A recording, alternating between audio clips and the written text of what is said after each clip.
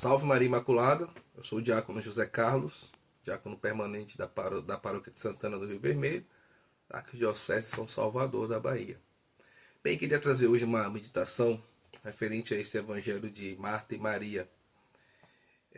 Quantas das vezes na nossa vida cotidiana, enquanto pessoas que têm o sacramento do matrimônio, eu sou um diácono permanente, eu sou casado, a gente não consegue fazer uma junção da nossa vida espiritual com a vida prática, com a prática do nosso dia a dia. Às vezes nós somos pessoas muito devotas, isso é bom, é excelente, de uma profunda vida de oração, mas nós temos uma devoção muito pouca ao nosso cônjuge.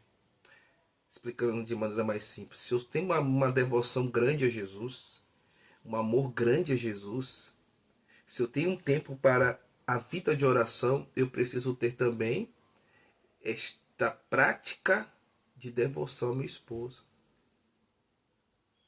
Eu preciso também estar com ela, querer estar com ela. E, obviamente, neste movimento, a gente também precisa pensar como eu me coloco nesse estar com o outro. Tá? E essa é uma questão importante.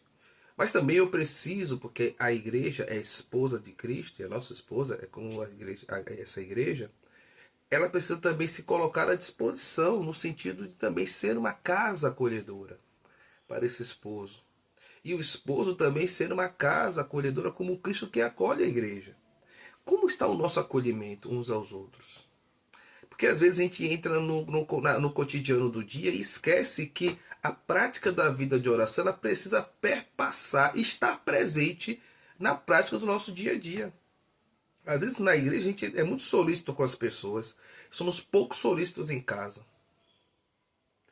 A gente saúda, né, o padre, né, com muita reverência, com muita bênção, mas quando a gente se encontra, parecemos dois estranhos às vezes na casa, e a gente não se abraça, não se beija. O diácono, todas as vezes, e o padre que sobe ao altar durante a celebração da Santa Missa, do Santo Sacrifício, nós beijamos o altar, beijamos o Cristo. O altar representa o Cristo. E quantas vezes eu, na minha prática de diácono, quando eu vou ao altar do coração da minha esposa, este encontro, que é a igreja também, ali pegando aqui, meditando também os Efésios 5, eu preciso beijá-la, abraçá-la, acolher. E é bonito porque na Santa Missa a gente tem aquele momento em que a gente se devota à Santa Missa, que a gente reza e que a gente se aprofunda na fé.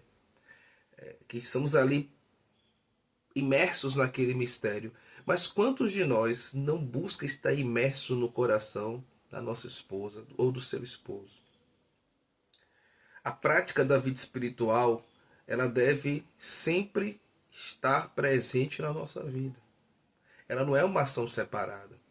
Quantas as vezes eu vou à adoração ao Santíssimo Sacramento, estou ali adorando Jesus, amando Jesus, e este amor, ele não se derrama no coração da minha esposa. Nós precisamos entender isso, que a nossa convivência com o nosso cônjuge, ele é uma prática de oração, ele é uma prática de vida espiritual. Ele é uma prática de meditação da palavra de Deus. Um exemplo aqui, por conta do vídeo, extensão do vídeo, quantas as vezes, diante dos nossos problemas, por que brigamos? Aonde está a raiz do problema? Se sou eu, por que eu não posso realizar um movimento de morte, de renúncia, de ascese, para que este outro possa realmente conviver bem? E a gente não faz esta prática de autoavaliação, que nós fazemos, deveríamos fazer sempre no exame de consciência, e não fazemos. Às vezes fazemos para com Deus, mas no nosso amar o nosso cônjuge, a gente não faz isso. Porque quando a gente confessa o pecado, nós prometemos a Deus lutar para não mais pecar. Mas a gente magoa o nosso cônjuge e não faz esta promessa de não mais pecar. Porque o esposo que magoa a sua esposa, ele magoa a igreja, que é a esposa de Cristo. A esposa que magoa o seu esposo, ela magoa o Cristo, que é o esposo da igreja. A gente devia ter como temos o comprometimento da vida de oração, do momento, nós devemos ter um comprometimento também em amar o nosso cônjuge, em amar a esposa amar o esposo. Devemos ter esta devoção. Se a palavra de Deus nos fala que nós devemos pensar em Deus, Salmo capítulo 1 fala isso, né? Meditar, pensar em Deus, ter o prazer de estar com Deus. Eu preciso também, diante desse meu próximo, que é a minha esposa, e no caso das mulheres é o seu esposo, ter esta devoção de pensar nele. Quando você tem deixado de pensar no seu esposo? Quando você tem deixado de pensar no seu esposo? O quanto a gente tem deixado de olhar a presença de Deus que está ali no nosso cônjuge? Se há um problema, é porque alguma coisa nós precisamos ajustar com amor. Não é assim com a nossa própria meditação pessoal? Uma fraqueza, um pecado que a gente na oração Deus nos permite ver, e a gente começa uma prática de luta para poder amar melhor a Deus, estar na sua graça.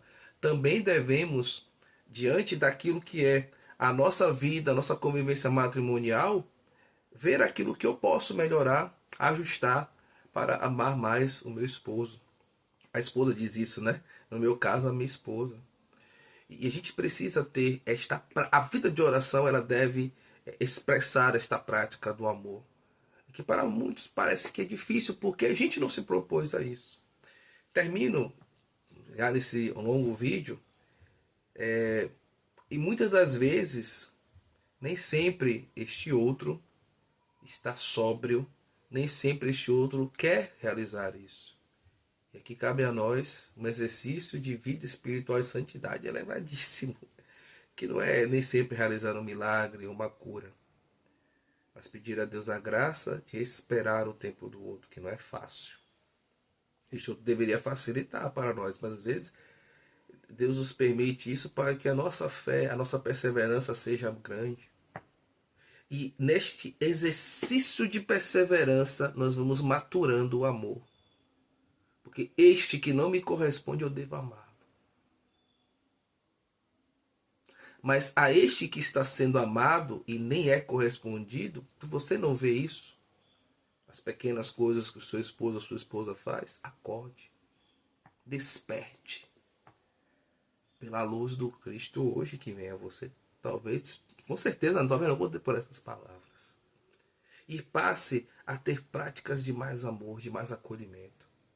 Se a gente é um dia oração, se nós somos pessoas de oração, e com certeza nós somos, essas coisas devem aparecer, nos iluminar para que a gente possa amar mais, para que a gente possa viver melhor esta espiritualidade matrimonial e entender que o matrimônio não é uma coisa separada da vida espiritual, ele é a própria expressão da vida espiritual. Que Deus abençoe a sua família hoje e derrame muitas graças sobre ela neste dia, e que a nossa família saiba escolher a melhor parte, que é o coração de Deus no coração do nosso cônjuge. Em nome do Pai, do Filho e do Espírito Santo. Amém. Salve Maria Imaculada.